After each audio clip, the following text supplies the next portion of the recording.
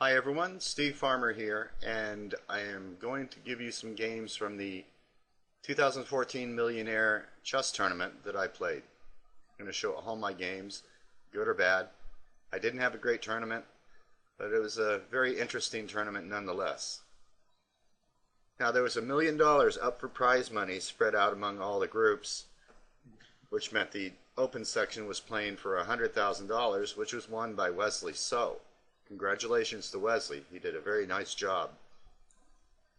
But Grandmaster Maurice Ashley and entrepreneur Amy Lee, they bit off a big chunk of this cake to chew, and they had 550 players show up from around the world. 40 different countries showed up. It was a very interesting contest and a good mix of people. All races and genders, nationalities. It was absolutely wonderful. But even with the merchandising involved, I think that they did not make their money back off of this. You look at $1 million prize, you're going to have 1,000 players show up at least at the $1,000 entry fee. But hopefully they made enough to make another Millionaire Chess Tournament possible, because if they do, I will probably be playing in that one as well. Overall, I was very, very pleased with the tournament, even though I played poorly. I know that sometimes shocks Maurice. He had somebody come up and say, I'm playing so badly, but I love this tournament. And it's true, because it's got an atmosphere that's different from most other tournaments. Now for me, it was my first visit to Las Vegas, so it was quite exciting for me. It was held at the Planet Hollywood, right off the bustling streets of the Las Vegas Strip. The accommodations there were first class at the hotel, and players could get plenty of exercise just by walking the local mall or go out to the pool for a swim. And others could blow off some steam at the casino. I did both. Now, he set a dress code for the tournament, and for the most part, people were dressed very well. There was high security that was involved. They had live video with interviews with young and old, strong, amateur coaches, chess moms, and prominent chess teachers and instructors, plus many post-game interviews with the players themselves. Doing the main broadcast was Women's International Master Adrienne Colili and Robert Hess, and they did a very fine job. Many of you will know Lawrence Trent from doing other broadcasts. He did the analysis room, and as usual, he was both witty and informative. He's one of the best in the business. Also interesting was that they had video of the hall. They had video set up on all the main boards, plus they had a camera to get the tournament hall itself, which I'd never seen before. And I thought that was a nice touch, because, hey, I'm even in some of those videos. Not to stop there, they also had DGT boards of the top boards and the top boards for each section. So if you made it to board one for your section, you were going to have a video of you, and you were going to have your game published. At least it might be even analyzed by Lawrence Trent. I wish they would have saw my last game of this tournament. That would have been really entertaining for them. They also featured tweet broadcasts and interactive phone apps, so it was really nice. Now, one thing that I would suggest at the next one is to have the demonstration boards. They needed something. They didn't have any there. They did have a room off to the side where you could watch the analysis of a game in progress, but you couldn't. You could watch the games being played, but you couldn't get any analysis because they didn't want any players to accidentally walk by there for some reason and see something. So they did have that. But what I would recommend for the next one is to have a monitor for the DGT board. It's easy enough to splice it out into two directions, and have a TV monitor there to show the game, so that people that are looking in on the games don't have to get up on top of the board. And indeed, if you're not a player on the top board, you can't get up on the stage. So that would have been a nice thing for the audience, to have boards that they could look at live without having to leave the room. Another nice thing was that in the live broadcast, they didn't give you the computer evaluation of like 1.15 to show an edge for white. What they did is they broke it down on the players, their strengths and their abilities and their weaknesses at the very beginning, and they gave you odds, a percentage odds of who would win the game. Now that's very speculative, of course, but as the game goes along, they increased or decreased those odds for the player given on the position. And this is really interesting because it's not a simple white is 1.5 ahead by a computer evaluation. It's saying that white is 60%, black is 40%. It's not telling you a specific number, so you don't know really exactly what line you want to look at. It kind of leaves you open to say, okay, I have an edge here, how do I press it? So I would really like to see that input into programs like ChessBase or Chess Position Trainer or something like that, or Fritz. Houdini just gives you a standard evaluation, as do all the chess engines. But to incorporate this percentage thing, I don't think it would be such a big deal to add that kind of reading to the board for the player, so you can actually play against the computer and know for sure whether he's doing well or poorly. The other improvement that I'd like to see is perhaps a little higher quality on the video itself.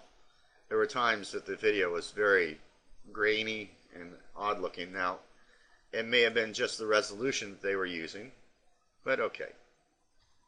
And I guess lastly, it would be nice if the top two boards of each section would be broadcast, but I can understand the constraints of that. They had a lot of DGT boards there, and there's not enough of them to go around. And I blame the DGT company for that because they have the technology to make it much simpler and less expensive. But in their foolishness, they don't want to go that way. They don't believe in mass production. They just want to, set up with their hoity-toity wood sets, which are not all that great and are too light. Yeah, I'm not real happy with the DGT boards at all. I mean, it's nice that it'll record your moves and all that, that's fine, but it could be done on a cheaper board, and with using just regular tournament pieces you can do that. Now I have to say that the boards and sets they used there were nice. They were set up for the Millionaire Chess Tournament. However, I found the contrast of the boards to be too great. The squares were a dark blue and buff colored for the light squares, and the contrast was too great. I wish they would have used a lighter colored square for the dark squares, maybe even a green or something like that.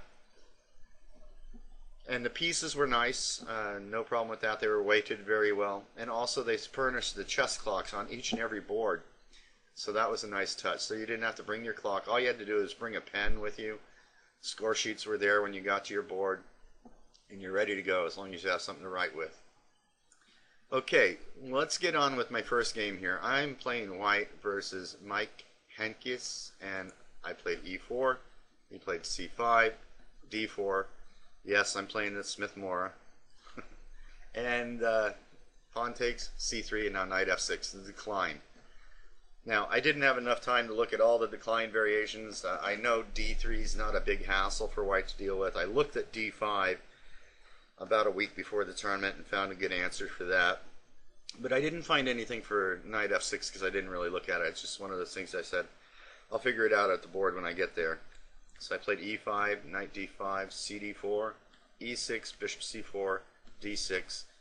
And I figured, you know what, let's just make this a regular game of attrition. And I decided to trade on d5. It's not a very typical type move in these positions, but I liked it. And now pawn takes, and knight f3, and knight c6. Now, this is actually a novelty. D takes e5 was played before, and this was in Drosh versus Slivko from Lov, 2011. It was a win by white in 44 moves, but not because of the opening. Knight c6 was played, and I castled.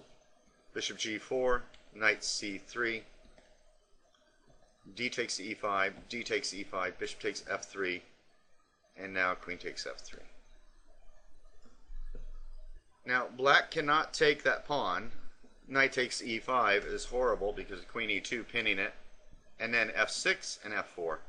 And yeah, the knight's a goner. So for tactical reasons, he can't take it, so he played d4. And I chewed up a bit of time here trying to figure out where to put my knight, and I finally settled on d5. And now bishop c5. And I looked at this position and I go, well, I'm getting some play for the pawn. And then I realized I didn't sack a pawn. Most of the openings I'm playing these days are gambit openings. The Evans gambit and the Smith-Morra, or the Morra, more accurately. And here I played b4. I decided to make a gambit pawn out of this after all. But if we go back, bishop h6 is actually a bit better. Because now if he takes on e5, we have rook fe1, and he runs into the same problems as before with that pinned knight, so he can't do that. And if he takes the bishop, then we go knight f6 and king f8. And this would be very similar to a lot of positions that I get out of the Evans gambit as far as the king side goes, and I think white has good compensation for this. He's down a piece, but black's king is terribly exposed, and something simple like queen to f4 or e6, either one look like they're going to be giving white a good initiative. But I didn't do that. I played b4 instead. Now the point here is he has to take with the knight. If he takes, well, first of all, again, if he takes on e5, we have queen e4, and now f4 winning knight. So that's still out of the cards. And if he plays bishop takes b4, then rook b1. And the problem here is if you play a5, a3 is going to pick up the pawn on b7, so it's not a gambit, it's just a winning game for white, actually. So he played knight takes b4, which is the move. Knight takes, bishop takes, rook to b1, a5, queen to g3. The idea is to induce a weakness on the king side, which he did. Queen d5 is probably the better move here. And after a3, bishop c5, queen takes g7. White's got a bit of an edge. But he played g6 in this position, and after bishop g5, bishop e7, played bishop h6 to keep him from castling, and he plays queen to d5, and I go queen to d3. It was probably better to play rook fc1, and then if something like b5, you can play bishop to g7, and I think white is clearly for choice here. But okay, queen to d3. And now he could take on e5, but after rook fe1, queen c7, queen takes pawn, this looks winning for white. And if something like queen d5, then, well, queen a3 looks pretty darn good. So I think white's winning in those lines. So he dropped the bishop back to f8, which makes sense. And now I originally wanted to play rook to b5, but I did not. But rook to b5 is probably the best move. I played bishop d2, which is actually a psychological move. I'm trying to keep him from wanting to castle kingside, and if he moves the bishop out, I was thinking I'll just go back to h6. Let's look at rook to b5 real quick. Queen d7, and then take, rook fb1. And now the best is to create counterplay with this. But here, I wasn't seeing it too clearly what happens after this following line here. Queen takes, rook check, queen back. And, you know, from the position way back here, it's hard to judge what this is. I think white is better here. Yeah, I'm sure white is better here. King e2, king d3, and king takes d4 is in the cards. But I decided to keep the pieces on and played bishop to d2. And he played bishop to b4. Again, queen takes, rook fe1 is not good, so bishop b4. And here I just moved the bishop back to h6 to keep him from castling kingside, and if he wanted to try and do that, he'd have to play bishop f8, and then I could play rook b5 again. I'd have a second chance at it. And here he decided, instead of going back, to castle, not going down that line we just looked at. But this is a terrible mistake. Now rook fc1, king b8. And now I looked at a3. I thought it was a good move, but I opted for bishop to f4. But let's take a look at a3. Now, he needs to go bishop c5, and after bishop f4, white has a nice plus in this position. If he goes bishop c3, well then we have queen to a6. And to be frank with you, I really didn't even see this move. I may have if this position showed up on the board, but this is just looking good for white. There are so many complex variations to look at here. It would take too much time. You're welcome to look at it on your own, but I think white is winning after this. Going back to the game, I played bishop f4. Now he should continue with g5. Not a very sensible looking move, but that's what the computer's giving and saying he's equal after that. But he played king to a8, which is a natural looking move. And now I can play a3 after bishop c3. Now I messed up and I played rook to b5. It's not terrible just yet, but that's not the best move. Rook to b6 is actually better. And I was toying between these two squares, and I didn't know which was best, and I ended up choosing b5, but let's look at rook b6. Alright, so now we do have threats of rook to a6 check, and that gets pretty nasty. So if he goes rook to d7, we can go e6, f e6, and now rook to b5 has a lot more power behind it. In this line, as we'll see, the bishop's playing a direct role in guarding the b8 square, so that is very important. Going back to rook to b6, he plays g5, as I mentioned a moment ago. Then we go rook cb1, and we're threatening queen to a6 check, followed by mate. And if he takes, then we still have this. Yeah, so that's checkmate coming up. And I really don't see any good answer for black at this point. So that was rook to b6 here, and I went rook to b5. And now black should play queen to e6. He did not. And after rook cb1, queen to a6. And white's just, well, I think white's clearly better, but white doesn't have a way to crash through. In the game he played queen to d7. And now I had been eyeing the sacrifice on c3 for so long. I don't know why I didn't play it here. I thought I could get cute and play e6 and then sack. But there's a problem with this. The sack works because he has to play b6 here. And after rook c to b3, I mean, we just picked up a piece, you know. No more need to look past that. If he takes, then it's really bad for him because queen takes queen, rook takes a5 check, has one move and then check, rook c7, now rook c5. So that pawn on c3 is not going anywhere. And if he brings the rook over to c8, we can take the pawn and we'll trade all the pieces with a winning endgame. Yeah, so I missed rook takes c3 here, which is a shame. This move is e6 is not good at all. Queen takes e6. And now a move that I didn't see at all. I could have played bishop c7 here, but I missed this move. This is just absolutely crushing. I don't know how I missed this line. I saw it in a later evaluation, but I don't know how I missed it here. Now if rook to d7, then we get rook takes c3 again. And now he can throw in this check, and we drop the queen back, and if he takes here and then takes on c3, rook to a5 is mate. So yeah, strange happenings.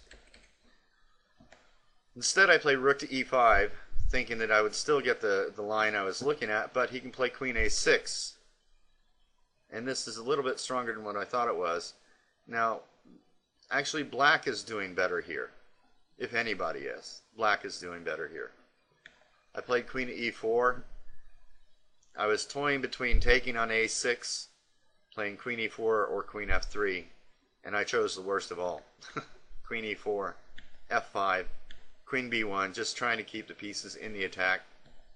Rook h e8, and now rook b5 is not the best move. h3 is actually the best, and black is still much better. Rook d7 was played, but d3 is a crusher. And after rook b6, queen goes back, and rook to b3, d2, white can just resign here. It's over. Amazing, right? My first game shows all the rust that I had in my game. I played rook to d7, and now I should still play h3, but I played queen to b3, and played rook d to e7, and now I was thinking for a long time I need to make Luft, So what do I play, h3 or h4? Well, I decided on h4 because it would stop him from playing the pawn up to g5, possibly opening lines on my king. The problem with this is that he can actually now play queen f6. He didn't. He went rook e1 check. But let's go back. Had he played queen f6, it's hitting my pawn on h4. You know, the best I think white can do here is to take on c3, take on a5, take the queen, rook takes c3, and we got a bishop versus rook ending, which should be a win for black. Boy, I dodged a bullet in my very first game. Played rook e1, I took, and things are now about equal.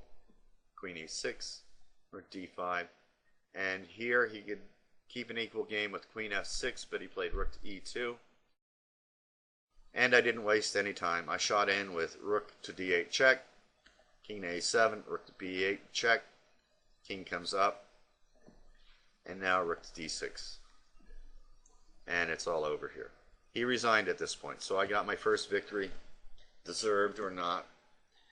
I won the opening, lost the middle part, and won with checkmate. Alright, I hope to get game 2 posted fairly soon, so keep an eye out for that. Thank you for watching, and until next time, good luck.